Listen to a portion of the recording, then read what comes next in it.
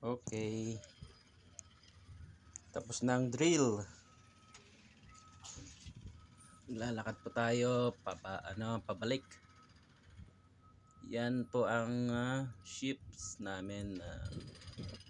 Dito kami ngayon sa dry dock ng Belfast, Ireland. Yan. So, katatapos ang drill, kaya pila-pila pabalik ng barko. Ayan. Iba't ibang lahi.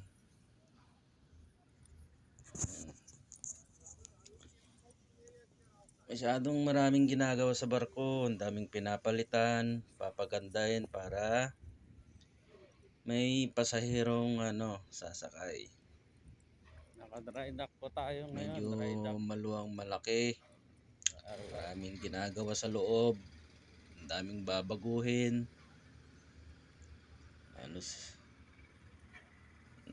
Kasama ng mga kontraktor dyan.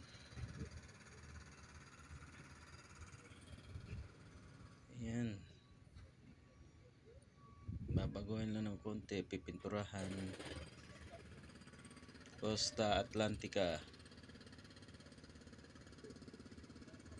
Costa Atlantica dati yung barko na yan. Pero ang daming pinalitan sa loob. Ang daming binago. Lahat. Dry dock po dito.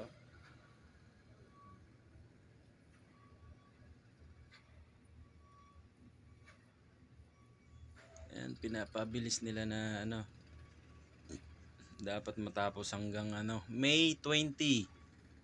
Ayan, so malapit na tayong bababa kasi wala tayong US visa.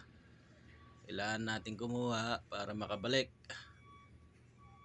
para makapaglakbay sa ibang bansa, para makalabas.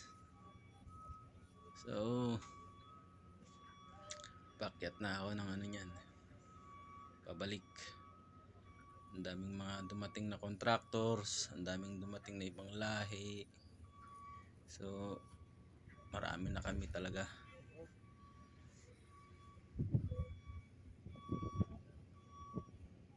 Ayun sinisimulan na. Ang daming kasing babagoy ng barko na to. Pagandahin lahat. So dapat magaling yung mga interiors, mga designer interiors.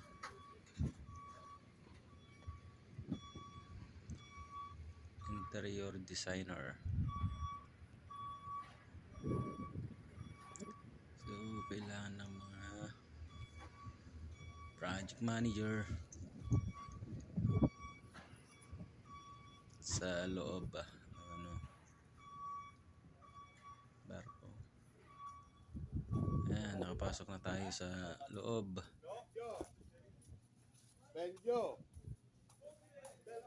Salamat at hindi na nalamigan. Medyo malamig kasi po eh. Tapos na palabas. Tapos ng drill. Ayan, pababa na tayo. Papunta ng kabina.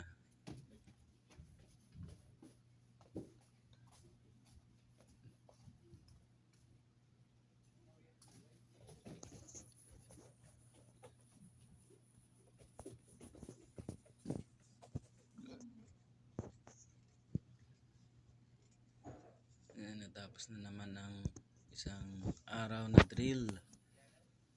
Walang humpay na drill.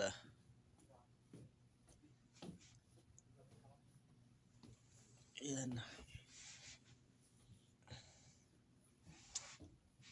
Kailangan talaga kasi mag-drill para hindi alam mo yung ginagawa mo. Tapos ng drill. Dapat alam mo kung magiging sitwasyon.